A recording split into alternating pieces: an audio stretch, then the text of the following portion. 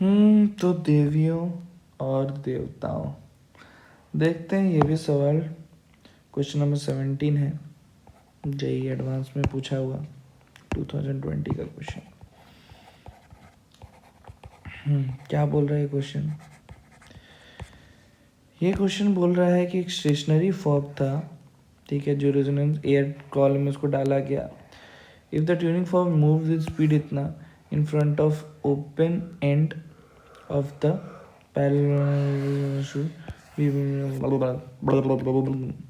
मतलब सिंपल सवाल ये है कि एक ट्यूनिंग फॉर्क यहाँ पे रखा गया, स्टेशनरी था, पहले कहीं इधर उधर नहीं भाग रहा था। तो मान लेते वो रेजोनेट कर रहा था, पहले ही फ्रीक्वेंसी वाला मान लेते हैं ना, पहले ही मान लेते हैं सर, वो रेजोनेट कर रहा था। मतलब अगर मान लो उसकी लेंथ एल रही होगी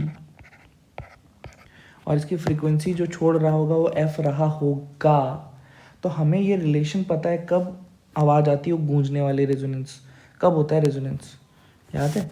जब इसका ये नॉड और उसके बीच में डिस्टेंस कितना होता है, λ/4, ये एल के बराबर है ना, तब एक बार आता है। और ऐसे ऐसे से बहुत सारे अलग अलग टाइम पे आते हैं, तो सबसे बेसिक वाला पकड़ के चलते हैं। तो मान लो इतने में आ रहा था आवाज़ रेजोनेंस का, ठीक है, मतलब लैम्डा जो था 4L के बराबर, ठीक है।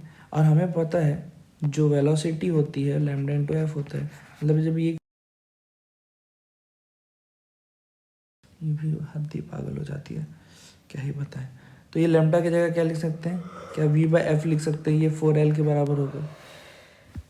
मतलब जो F होगा वो कितना हो जाएगा, V/4L, ठीक है। इधर तो बचपन में देखते हैं, एक बार रिवीजन करवा दिए है कि नहीं। तो ये जो फ्रीक्वेंसी होता है, ये अभी क्या होगा, जो सबसे बेसिक वाला वो V/4L, फिर बाकी और 3, 5 ऐसे बढ़ता रहता है। तो इस पर अगर हम आगे देखें तो बोला ये गया कि सडनली क्या हुआ एक केस में कि ये जो ट्यूनिंग फॉर्क था इसको उसके पास ले आए भाई, है ना, स्पीड से दौड़ाने लगे, 2 मीटर पर सेकंड से उसके पास ले आए। तो अब ये जब पास आती है चीज़ें, जब चीज़ें पास आती है तो क्या फ्रीक्वेंसी जो इंक्रीज़ होगी, और इंक्रीज़ करके कुछ तो एफ डैश बन गई फ्रीक्वेंसी, मान लो फ्रीक्वेंसी जो इंक्रीज़ करके एफ डैश हो गई, ठीक है। तो बताना ये है कि कितना परसेंटेज चेंज करना पड़ेगा, ठीक है, लेंथ में ये पाइप के, ताकि वापस से वही ध्वनि, मतलब उसे गूंजने वाला रेजोनेंस वापस से आए, ठीक है। तो देखते हैं कितने में होगा, है ना। तो फ्रीक्वेंसी पहले चेंज करके देखते हैं नया फ्रीक्वेंसी कितना हो गया इस 2 के कारण। तो हमें पता है जो नया फ्रीक्वेंसी होता है वो पुराना फ्रीक्वेंसी इंटू जो भी स्पीड होता है प्लस माइनस वेलोसिटी ऑफ जो साउंड होता है एयर में, plus minus velocity of sound of जो कौन सोर्स का है, plus minus velocity of sound of observer. और क्योंकि फ्रीक्वेंसी बढ़ रही है ना, तो नया वाला एफ जो होगा वो क्या होगा, स्पीड कितना दिया हुआ है इसमें मानने के लिए दिया है 320, तो ये हो गया 320। अच्छा सोर्स तो कुछ कर नहीं रहा है, सोर्स, है ना, अच्छा सॉरी, ऑब्जर्वर रहता है ऊपर और नीचे रहता है सोर्स, तो ऑब्जर्वर तो कुछ नहीं है, जहाँ पे है वो जो, लेकिन सोर्स जो है वो पास आ रहा है ना, ये सोर्स पास आ रहा है, तो नीचे वाला घटेगा तब फ्रीक्वेंसी बढ़ेगी। मतलब कहीं ना कहीं ये 320 माइनस कितने से पास आ रहा था, 2 से। तो जो नया वाला फ्रीक्वेंसी हुआ और कुछ नहीं, 320 माइनस 318, है ना, तो ये नया फ्रीक्वेंसी। तो अब सोचो ये लेंथ कितना होगा नया, ताकि सेम फ्रीक्वेंसी का वो समझ में आए, ठीक है। तो अब ये नया लेंथ, मतलब जो लेंथ है वो नया अब कितना हो गया, एल डैश हो गया, उसमें ये सेम ध्वनि, ये सेम फ्रीक्वेंसी इसकी आ रही है ना, सेम। पहली बार जब एक नोड यहाँ है, एंटी नोड यहाँ है ना, तब ये क्या होगा सोचो। तो हमें पता है जो फ्रीक्वेंसी होगा वो 4 इतना होना चाहिए। अब ये जो नया फ्रीक्वेंसी है उसकी जगह आया F dash should be equals to, ये वी तो चेंज नहीं होने वाला, सेम रहेगा, ये 4 तो सेम, ये एल डैश हो जाएगा, है ना नया। तो यहाँ से अपन को क्या निकालना था, एल डैश में कितना परसेंटेज चेंज हुआ है, हमें एल डैश पे फोकस करना है, ये एल डैश कितना होना चाहिए। अच्छा एफ डैश का वैल्यू यहाँ पे पुट कर लो, एफ डैश कितना है 320/318 अभी निकाला, इक्वल्स टू V4। अच्छा ये एल डैश का वैल्यू, एल डैश यही तो निकलेगा एल डैश, है ना।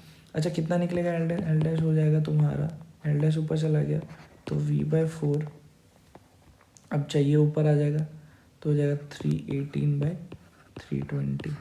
अच्छा V/4 का अपन यहाँ पे वैल्यू हमें पता था फ्रीक्वेंसी के टर्म्स में, तो क्या लिख सकते थे पहले V/4 कितना था, V/4 को क्या F/L लिख सकते हैं, तो L dash is nothing but V/4 की जगह F/L लिख सकते हैं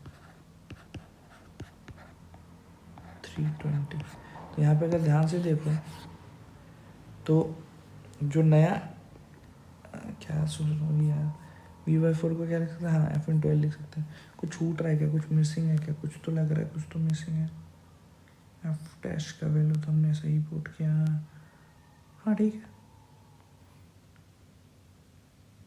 ठीक है, ठीक है, ठीक है।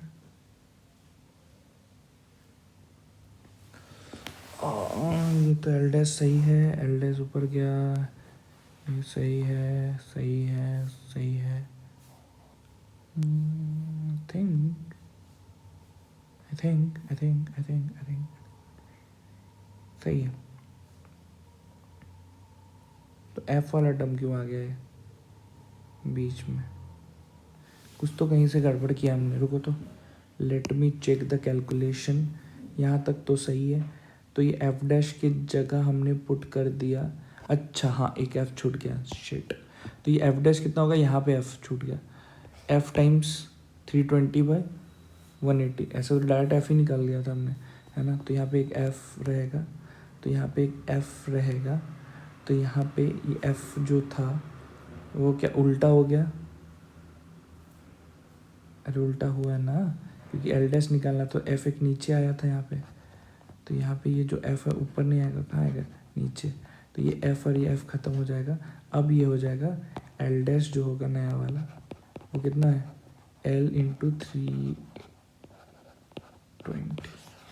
तो यहाँ पे अगर आप देखें ध्यान से तो एल डैश बाय एल का वैल्यू कितना है 180 में, लेकिन हमें क्या ये चाहिए था, नहीं हमें चाहिए था परसेंटेज में चेंज, मतलब हमें चाहिए था delta L by L into 100, इतना, ये हमें आंसर चाहिए कि कितना परसेंटेज में चाहिए। तो डेल्टा एल क्या होगा, ये हो जाएगा L minus L dash divide by L into 100, अरे है ना।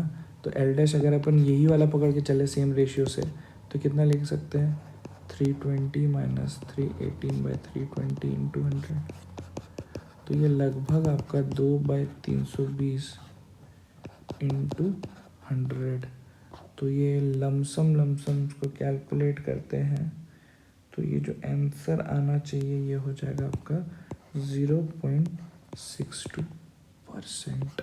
तो ये हो जाएगा आपका आंसर 0.62, क्योंकि ये परसेंटेज में ही पूछा है तो आंसर इसका हो जाना चाहिए आपका 0.62, ठीक है।